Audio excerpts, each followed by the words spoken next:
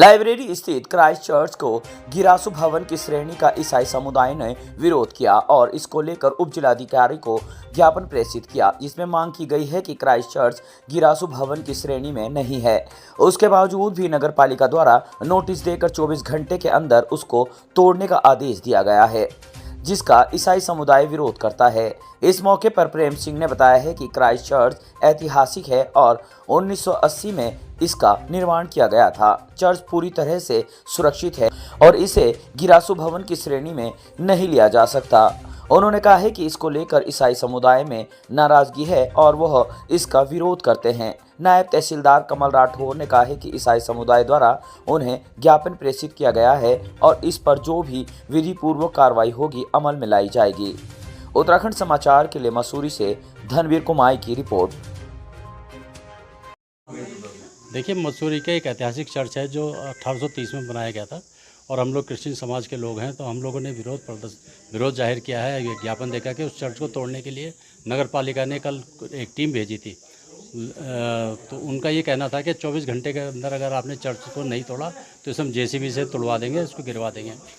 तो जब हमारे द्वारा पूछने में पता लगा कि वो गिरासू भवन की श्रेणी में उन्होंने चर्च को रख दिया कि चर्च जो है जीर्ण अवस्था में, इसको तोड़ दिया जाएगा। जिससे अगर वो जीर्ण अवस्था में होता तो बेशक तोड़ दिया जाता, लेकिन उसमें एक दरार भी नहीं है और वो बिल्कुल बहुत अच्छे हालत में है। वो अंग्रेज़ों का बनाया हुआ है, तो आज तक उसमें किसी तरह की ऐसी कोई वो कमी नहीं है कि उसको तोड़ दिया जाए। तो उसके विरोध में हमने आज ज्ञापन दिया है उप जिलाधिकारी को, ताकि उसकी जांच करी जाए और उसको जिसने ये फरमान जारी किया है उसको फरमान को रद्द किया जाए।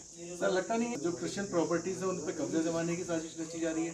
देखिए, बड़े दुर्भाग्य का विषय है कि चर्च का एक पार्ट जो है पिछले कुछ सालों में भूमाफिया द्वारा बेच दिया गया और उसकी गुपचुप तरीके से उसकी रजिस्ट्री भी हो गई।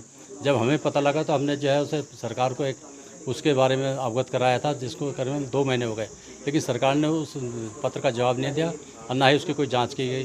क्योंकि भारत सरकार के जो मुख्य सचिव हैं उन्होंने सर्वोच्च न्यायालय के आदेश पर एक फरमान जारी किया था राज्य के तमाम जितने भी सचिव हैं उन सबको, कि जिस राज्य में क्रिश्चियन समाज के ज़मीन बिकेगी उसकी जिम्मेदारी डीएम साहब की होगी। डीएम साहब को पहले अवगत करा जाएगा, फिर डीएम साहब के आदेश पर ही उस प्रॉपर्टी बिक सकेगी।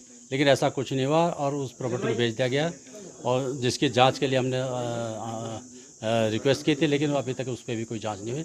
उस भूमाफिया के घुसने की वजह से ये सांठगांठ की गई है, जिसको चर्च को गिरासू भवन के श्रेणी में लाकर तोड़ने की एक साजिश रची गई है।